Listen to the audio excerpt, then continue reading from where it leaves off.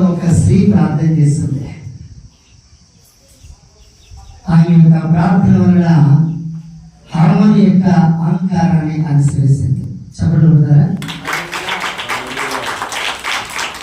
ఇది కేవలము మనం చేసే యొక్క విన్నపం ఏంటంటే రక్షించబడినటువంటి ఆత్మల రక్షణ కొరకు.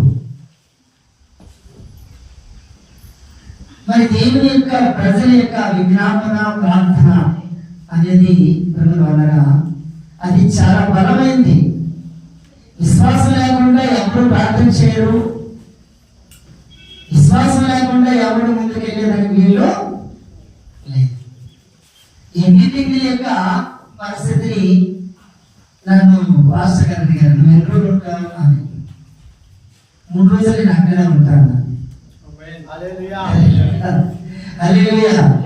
ఎందుకంటే నేను ఇబ్బంది కదా, నాకేం ఇబ్బంది లేదు, నా ప్రభు సమస్తాన్ని చూసుకుంటాడు. ఎందుకంటే ఇది మనదే. ఎవరిది? మీరు ఏమనుకుంటున్నారు చెప్పండి. మీటింగ్ ఎవరిది? నేను అనుకోవచ్చు ఎక్కడో విలేజ్ కదా, నేను ఎందుకు వెళ్ళాలి, ఒకవేళ మాస్టర్ ఏదో ఒకటి చెప్పి వచ్చాను. కానీ వెళ్ళడా నా మనసు ఏంటంటే ప్రభు మనం ఎక్కడుంటే అక్కడ ఉంటాడు.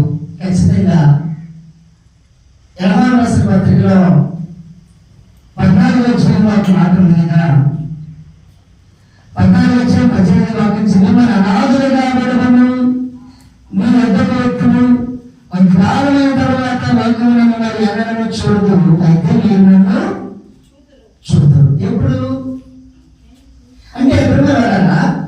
అనాథులుగా ఈడమైనటువంటి దేవుడు మన పక్షాన ఉన్నాడు. నమ్ముతారా? నమ్మకం చేస్తారు. ఎందుకంటే అనాథులుగా ఈడమును అన్న దేవుడు నేను ఒక అనాదిగానే తిరుపతి ప్రాంతానికి వచ్చా.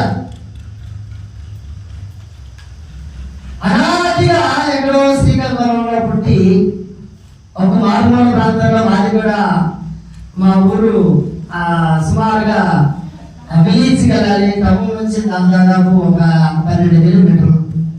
ఆ లోపల ముస్తార్ నది పక్కన మాది ఒక చిన్న విలేజ్. ఆ ముస్తార్ నది చుట్టూ వచ్చిందంటే మా ఊరు మధ్యలో ఉంటుంది. అటు ఇటు వెళ్ళడానికి లేదు.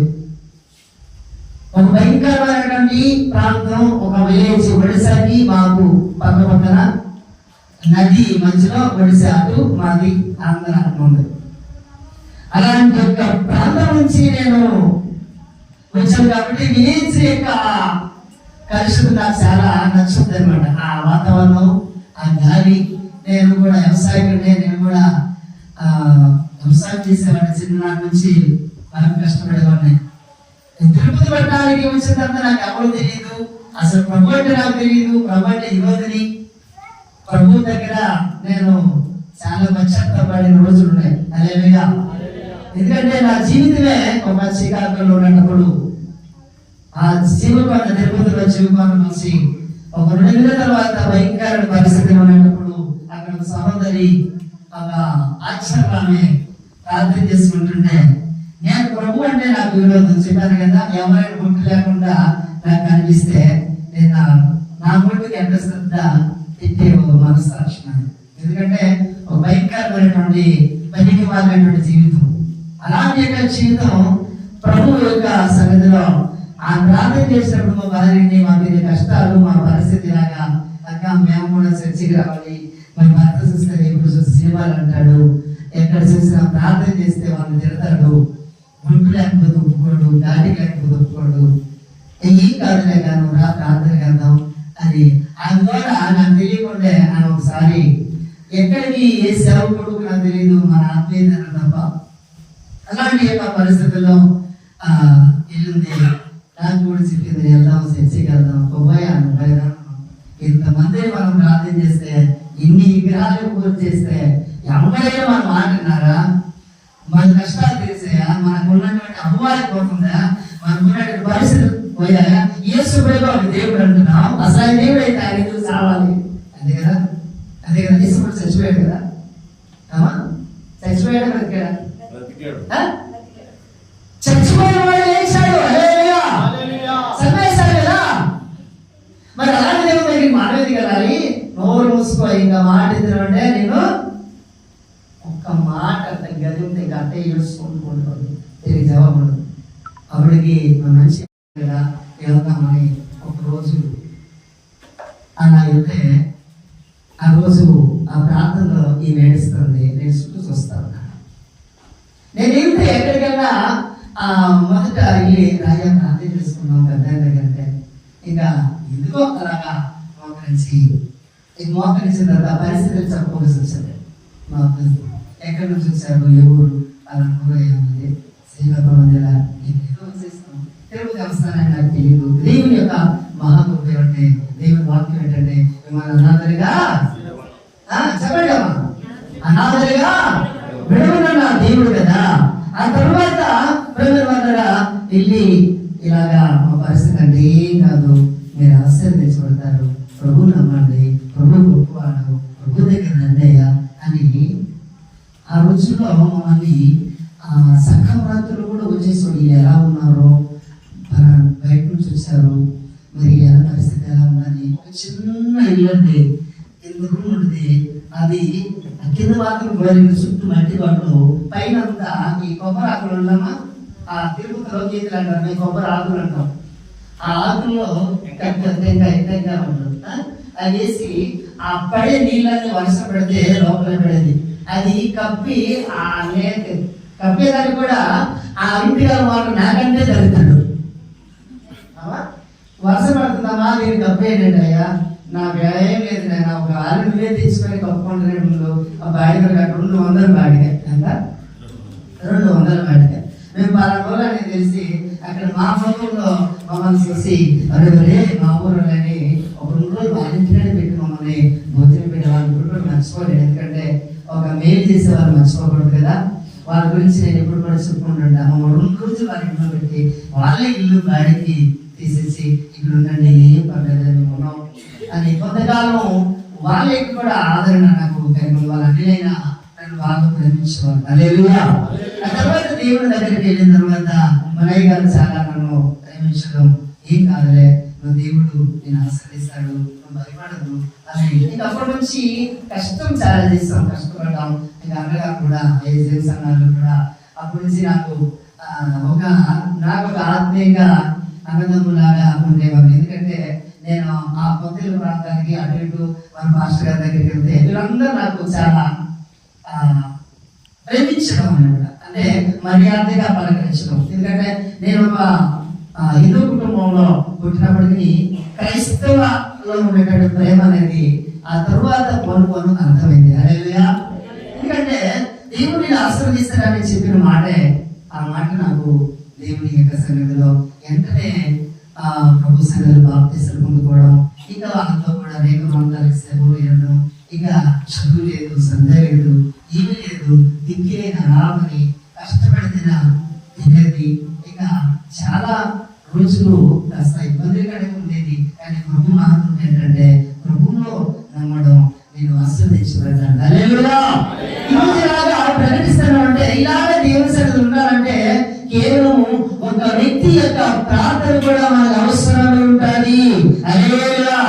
ఆ ప్రార్థన కూడా మనం ఆశీర్వదించబడడానికి మొదట వలన ఆ యొక్క సుసంపదలో ఎస్తేరు అనే ప్రార్థన వలన 3 రోజులు ఉపవాస ప్రార్థన చేసిందో హామాను యొక్క శత్రువైన వాడు ఏం చేసింది, ఉరిగొయ్యకి ఇచ్చింది కదా. కోటిగా రాణిగా మారింది, తిప్పినది కదా ఎస్తేరు రాణి కదా.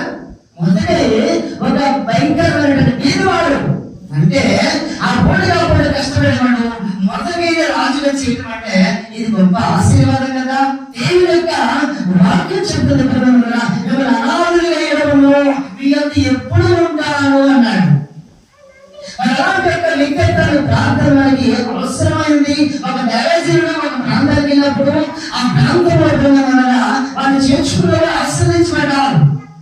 ఎలీషా గారి ప్రాంతానికి అనేక బాగుపడిన తర్వాత ఎలీషా గారిని యాత్రకు వచ్చినప్పుడు ఒక ఆమె గనురాలని స్త్రీ చూస్తే వాళ్ళ యొక్క మితి పైన ఒక గది కట్టి ఆయన కావాల్సిన ఏర్పాట్లు చేసింది. ఒక్కొక్కసారి ఆ వాక్యాన్ని చదివినప్పుడు ఆ పరిస్థితిని బట్టి నేను ఎక్కడికైనా వెళ్తే వాళ్ళు చేర్చుకునే దాన్ని బట్టి, వాళ్ళ ప్రేమను బట్టి, వాళ్ళ యొక్క పరామర్శించడాన్ని బట్టి నేను అప్పుడప్పుడు ఓ దేవుని యొక్క ప్రజలకి ఇంత అభిమానం ఉందా? ఆమేన్. దేవుడు ఇంత గొప్పవాడా, దేవుడు అద్భుతాలు చేసేవాడా అని నా మనసులో చాలా సార్లు నాకు అవిశ్వాసం వచ్చినా కానీ నాకు ఇచ్చిన సహాయం నా భార్య పట్టుదల కలిగి ప్రార్థన చేసేదండి. హల్లెలూయా. భయంకరమైనటువంటి మోకాలు వేస్తే ఆ మోకాలు తెచ్చేది కాదు, కన్నీటి ప్రార్థన చేసేది. ప్రభువు ఆమె యొక్క ప్రార్థన ద్వారా ఈరోజు ఒక సంఘంలో, ఒక చర్చిలో, ఒక సేవకులను, లేకపోతే ఒక పనివాడుగాను, అంతే కదా, అంతే కదా, ఒక చిన్న పనివాడిగా ఒక చర్చిలో నేను ఇప్పుడు ఉన్నానండి. అది కేవలం ఒక వ్యక్తి ప్రార్థన మనకు అవసరమైంది. హల్లెలూయా. ఈ ప్రాంతంలో ప్రార్థన పెట్టాలి, మీటింగ్లు పెట్టాలని ఎంతో ప్రయాసం. ఆ రోజు మన పౌలు గారి యొక్క ఆదరణ కొడుకు వచ్చేటప్పుడు ఆ తల్లి అడగడం నాకు ఆశ్చర్యం. ఆ పెడదాం అన్నాడు అంతే. అన్న తర్వాత కొద్ది రోజులుగా మళ్ళీ నూనె మీటింగ్ అయ్యా అన్నాడు. ఇదేంటి బ్రదర్? పౌలు గారు కాదు, సుధాన్ వాళ్ళ నాన్న కాదు. మళ్ళీ పౌలు గారు వచ్చేటప్పుడు కూడా తల్లి అడిగింది. అది అడుగుతుంది అంతే కదా, అడిగింది తల్లి. వెంటనే మళ్ళీ తర్వాత చేస్తే పలానా దగ్గర మీటింగ్ వ్యాపారం ఇదేంటి బ్రదర్ అంటే, లేదు చేద్దాం అడిగారు. దేవుని సేవ మన పని ఏంది? మన పని ఏంది? దేవుని సేవ. రక్షించుకోవద్దని ఆత్మను రక్షించుకోడు అంటే పాపములో శాపములో పట్టబడినటువంటి నాలాంటి దౌర్భాగ్యాన్ని బట్టి దేవుడు ఈరోజు అనేక వారసులంటే కాబట్టి దేవుని యొక్క ప్రణాళిక మన పట్ల ఉన్నది. ఆమేన్. హల్లెలూయా. అంటే ఎప్పుడు మనల్ని తోడై ఉన్న దేవుడు ఏం చేస్తారంటే అనాథులుగా ఉండేవాడు. ఇప్పుడు నేను అనాథులు కాదు, నాకు ఎంతో మంది ఆత్మీయులు ఉన్నారు. నేను మా ఊరికి ఎంకరేజ్ చేసావా? ఇప్పుడు వెళ్తే నన్ను మా ఇంట్లో ప్రార్థన చేయవా, మా ఇంటికి రావా అంటారు. ఎందుకు తెలుసా? నేను ఇప్పుడు ఎవరిని దేవుని యొక్క సన్నిధిలో అసలు మా ఊళ్ళు ఎట్టంటే భయంకరమైన పరిస్థితి. ఏ భాష వస్తే ఇంట్లోకి రానిరు, లోపలికి రానిరు. ఎందుకంటే ఆ యొక్క శాశ్వతం ఇంకా ఉంది. మా ఊరు మా అమ్మ ఒకటే రక్షించబడింది, మా అమ్మగారే శిక్షి కట్టబడింది, మా అమ్మగారు అనేక రక్షించబడ్డారు. లేరు, మా అమ్మ నాన్న లేరు, ప్రభు దగ్గరికి వెళ్ళిపోయినారు. హల్లెలూయా. ఆ పాస్టర్ని నేను ఒకసారి మా ఊరు వెళ్ళినంత వాడు కూడా మా ఇంట్లో అన్నం పెట్టాను. ఎందుకంటే చుట్టుపక్కల వాళ్ళంతా వచ్చి ఏంటి చేర్చుకున్నారు, పరిసరులు శాస్త్రీలు ప్రభు దగ్గరికి వచ్చి ఏంటి ఇది సమయమా ఇప్పుడు ఇలాగా అంటే మా ఊర్లో ఉన్నటువంటి ఆ యొక్క ఫీలింగ్ అలాంటి అంటున్నాడు అనమాట. చాలా ఊర్లో ఉన్నాయి.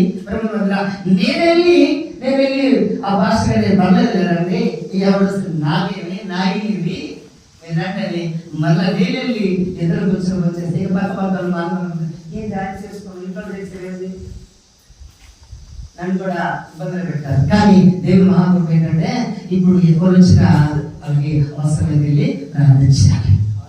దేవుడు ఏం చేస్తున్నాడు? అనాథులు దేవుడు ఇప్పుడు నేను భాషలు కాబట్టి, దేవుడు పరివాడు కాబట్టి ఇంత గౌరవంగా భాషలు బాగున్నారా ఏంటంటారమ్మా? ఏమంటారు? నేను పరాడు కదా, నేను వాకించదు కాదు, వాకించలేదు, చదువులేదు కదా, ఇలా చెప్తున్నావు, ఎలా చదువుతున్నావు? అది నాకు దేవుడి గిఫ్ట్. ఆమేన్.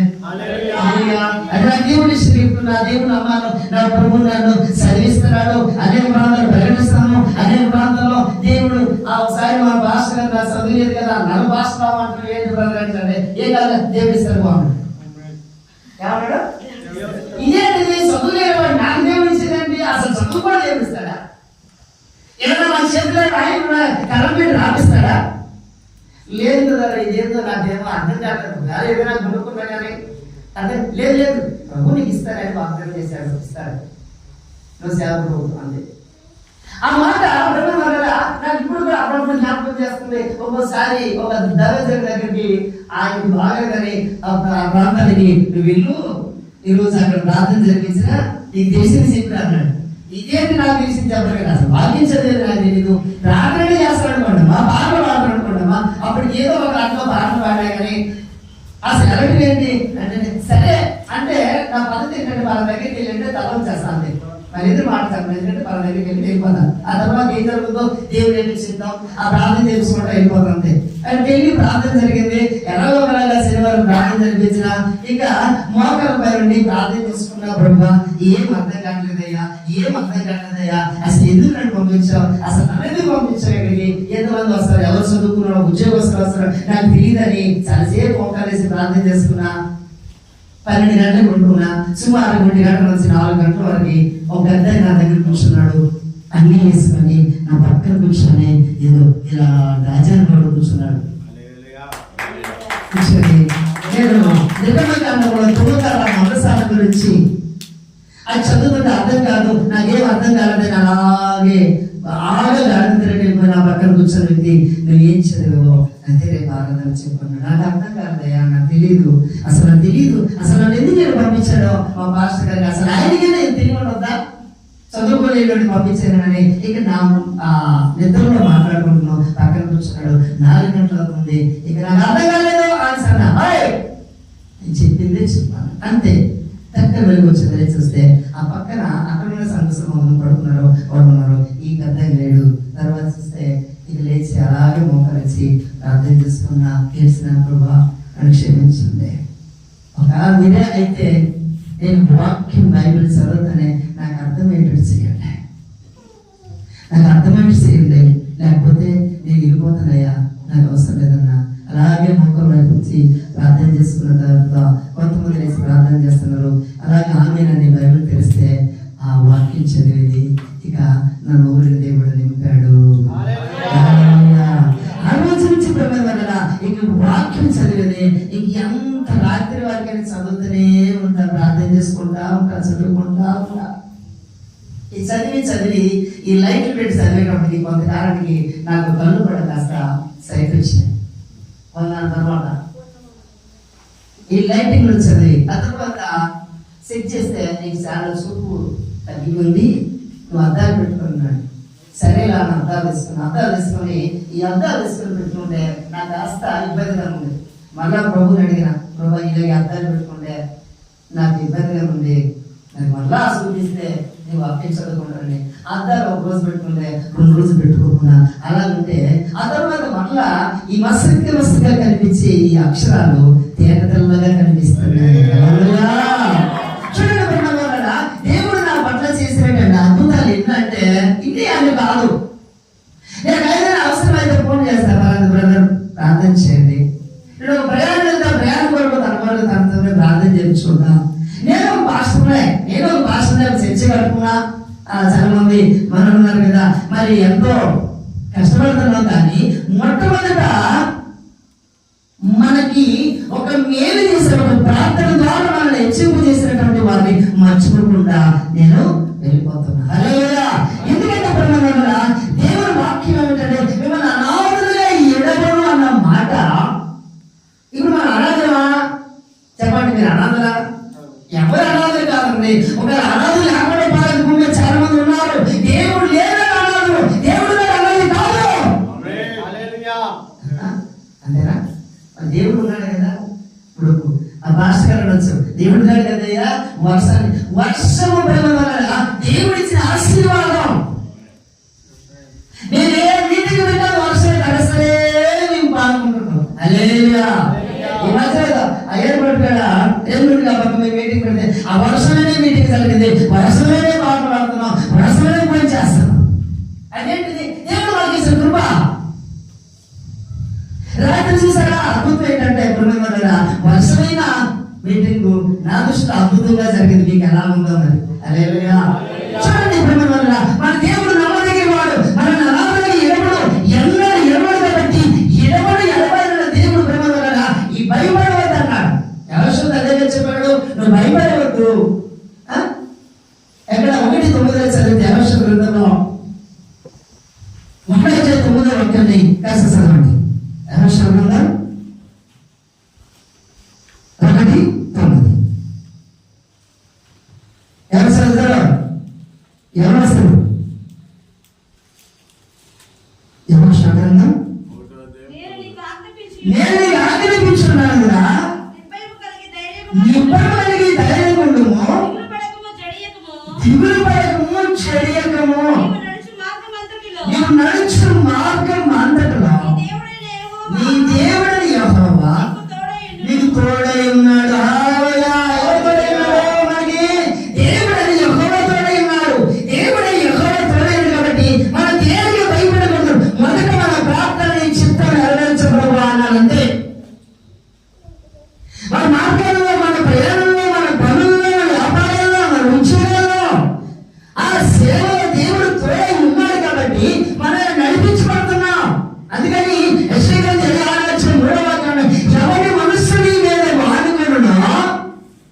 ఏం చేస్తున్నావు?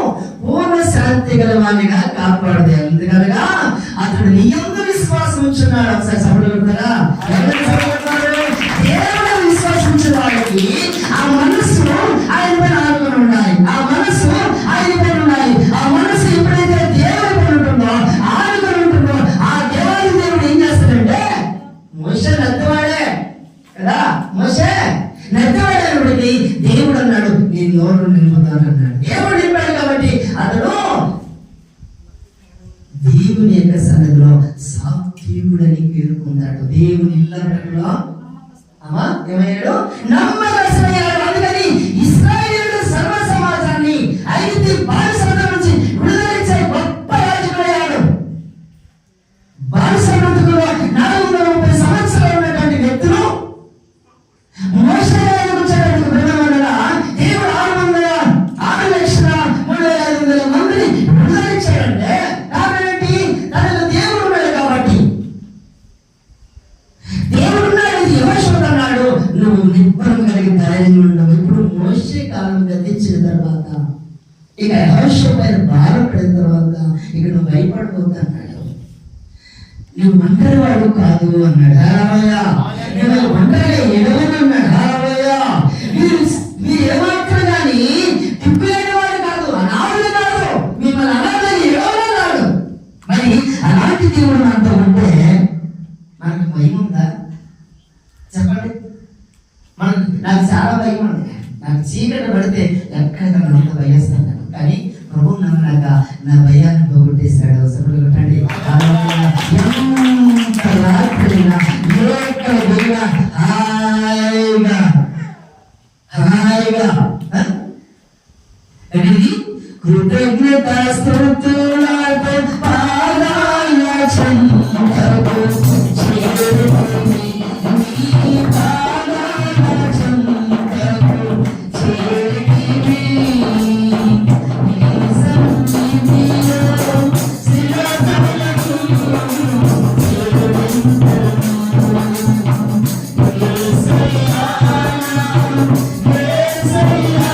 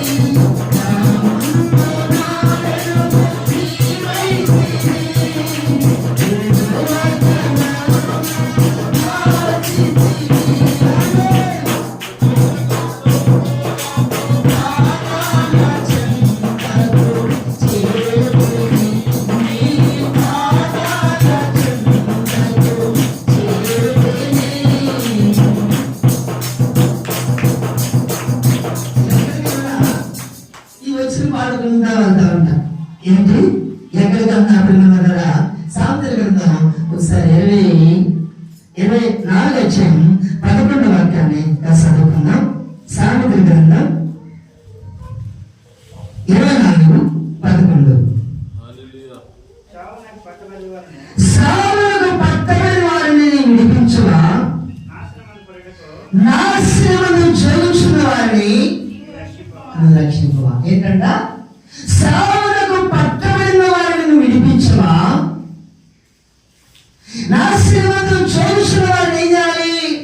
రక్షించాలి. అంటే అగ్నిలో లాగినట్టు మనము వారిని విడిపించడానికి దేవుని పనికి బ్రహ్మమంగా పరిగెత్తాలి.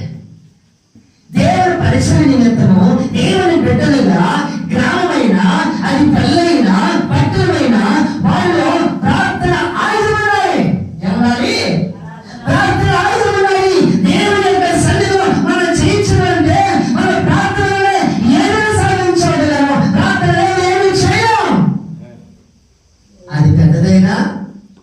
చిన్నదైనా అయినమా అది పెద్దదైనా చిన్నదైనా.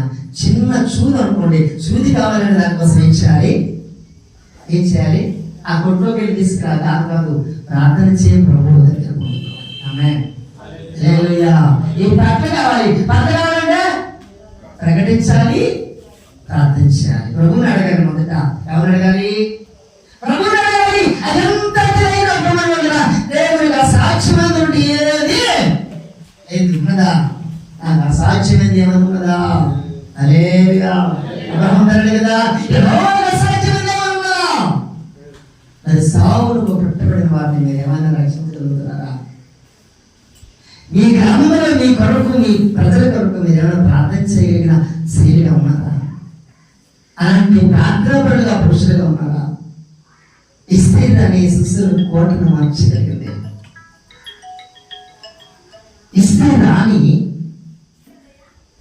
తన యొక్క ప్రజల్ని వలన ఆ గ్రంథంలో రాయబడింది ఏంటంటే, అనేకం ఏ దేశాల్లో ఉన్న ప్రజలందరినీ వారికి ఒక స్వాతంత్రాన్ని తీసుకొని వచ్చింది. అంతటి గొప్ప శక్తిని తను 3 రోజులు ఉపవాస ప్రార్థనలో దేవుడు ఇచ్చాడు. హల్లెలూయా. హల్లెలూయా. ఎందుకంటే దేవుని యొక్క సన్నిధిలో మనము ఎలాంటి వారిగా ఉంటున్నామంటే ప్రార్థన ఆయుధం మనకి. ఎందుకంటే అది మనకు పని వస్తుంది. మనకున్న రిజర్వేషన్లో డబ్బు, ధనము, ఆస్తులు ఇవన్నీ అక్కడికి రావు. మొదట మనము మోకాళ్ళకి బుద్ధి చెప్పాలి.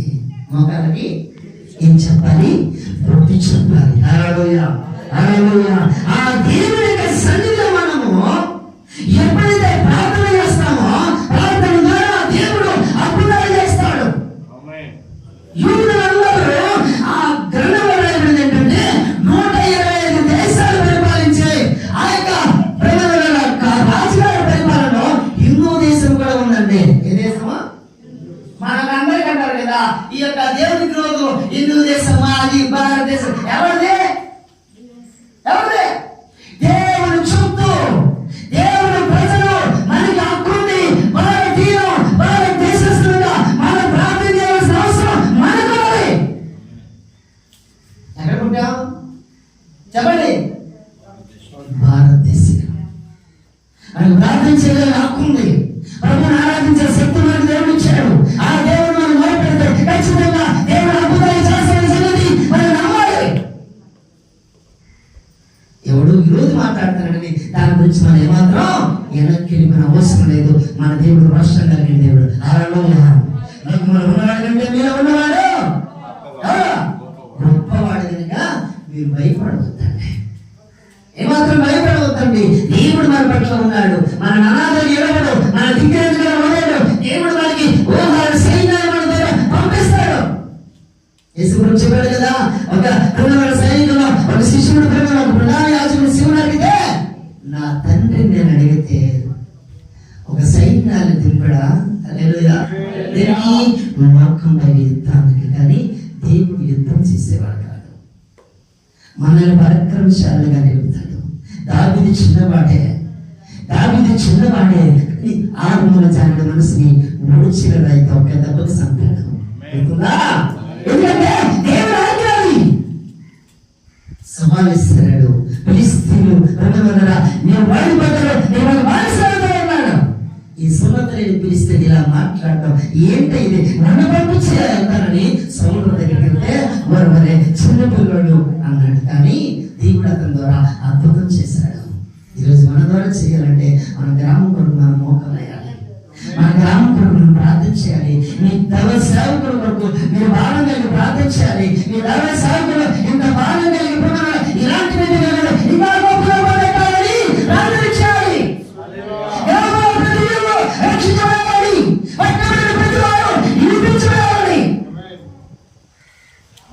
మన ప్రార్థన ఏంటంటే ఒకరు మార్చవాలి.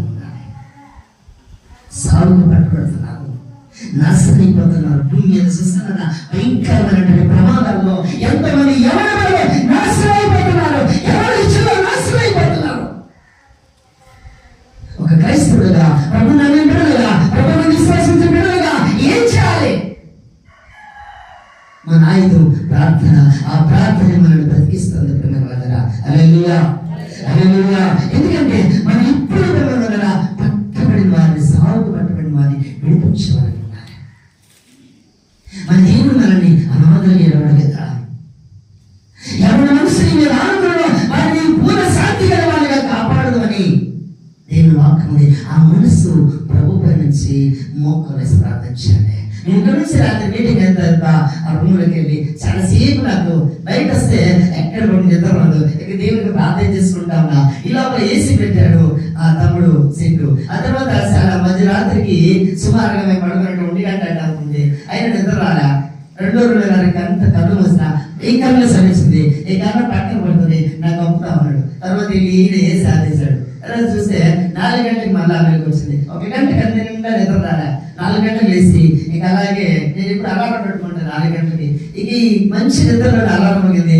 ఇది నా తీసి మళ్ళీ కన్ను వస్తే నిద్ర రాలా. అలాగే లేచి మొక్కల పై ఉండి చాలాసేపు నీ ప్రాంతం కొరకు ప్రార్థన చేశాడు. హల్లెలూయా. కళ్ళలేశాడు.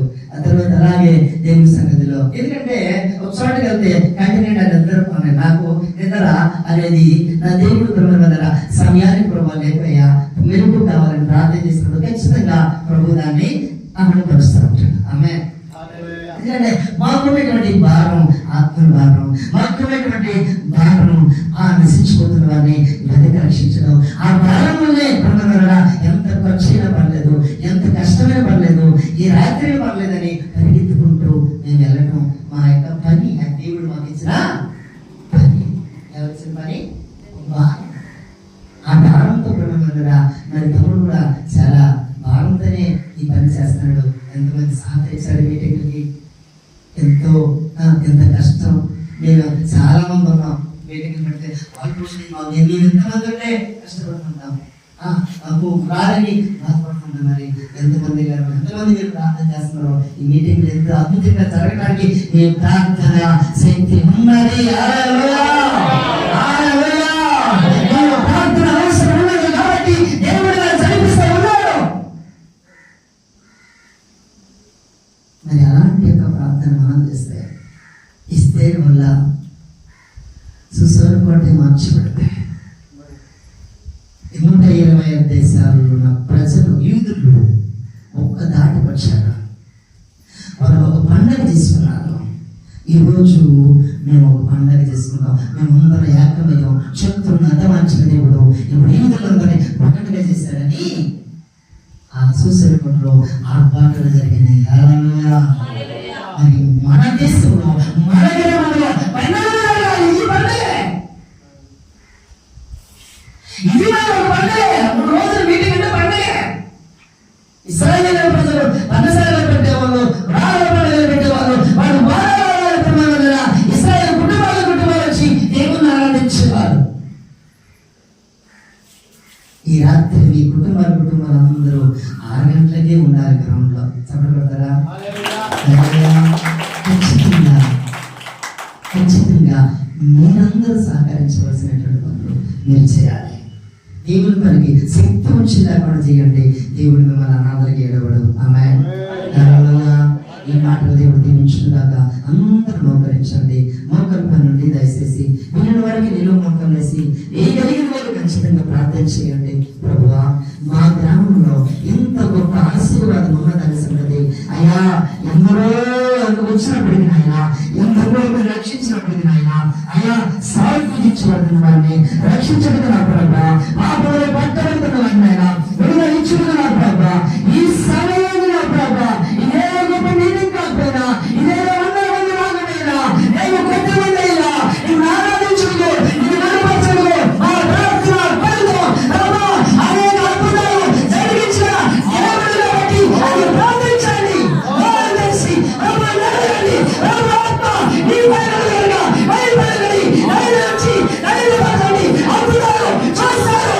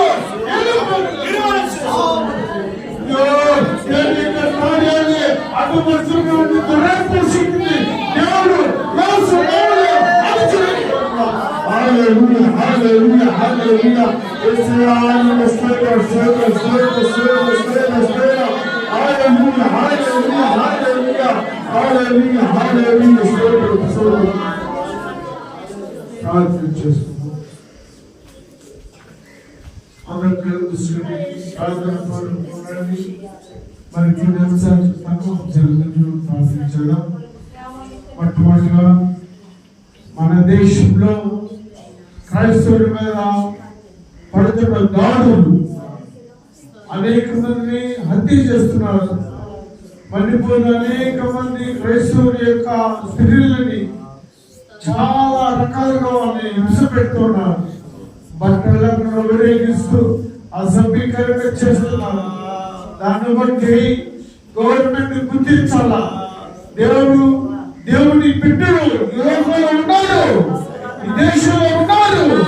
వారి ప్రార్థనలు దేవుడు ఆలకిస్తున్నాడు. కాబట్టి దేవుడు పెట్టిన న్యాయం జరగాలని ఈ నెల 23వ తారీఖు ఢిల్లీలో జంతర్ మంతర్ సిటీలో ర్యాలీ జరగబోతున్నది. ఈ మధ్యాహ్నకాల సమయంలో ప్రభు అయ్యా నాయన ప్రతి ఒక్క బిడ్డతో నాయన ఈ సాగులు ఇద్దరిని నిలబెట్టి మీరు మాట్లాడే వాక్యం అన్నట్టుగా తండ్రి ఏ బిడ్డనైనా వదిలిపెట్టగల నాన్న ఈ బిడ్డను చెప్పిన సాక్ష్యాలు సాక్ష్యాలు తండ్రి మీరు సహాయం చేయండి. అయ్యా మీరు ఎన్నటికీ తండ్రి అనాథులుగా ఇడిచే దేవుడు మీరు కాదు. ఏ బిడ్డనైనా అనాథ ఇడిచే వారి కాదు. తల్లి లేని వారినైనా, తండ్రి లేని వారినైనా, భర్త లేని వారినైనా, బిడ్డలు లేని వారినైనా అనాథులుగా ఇడిచిపెట్టే దేవుడు మీరు కాదు.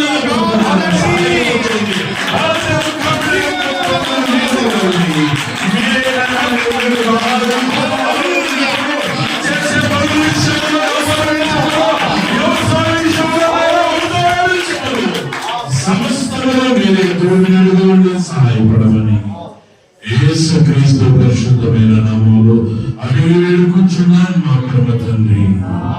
ఆమేన్. హల్లెలూయా, హల్లెలూయా. ఆశీర్వాదం తండ్రి యొక్క ప్రేమయు కుమారుడు యొక్క కృపయు పరిశుద్ధాత్మకుని సహవాసము వచ్చిన ప్రతి ఒక్క కుటుంబానికి ఏమైనా శబ్దం వచ్చిన ప్రతి ఒక్కరు ఇక వాక్యం ప్రతి ఒక్క శాపములను సదాకాలం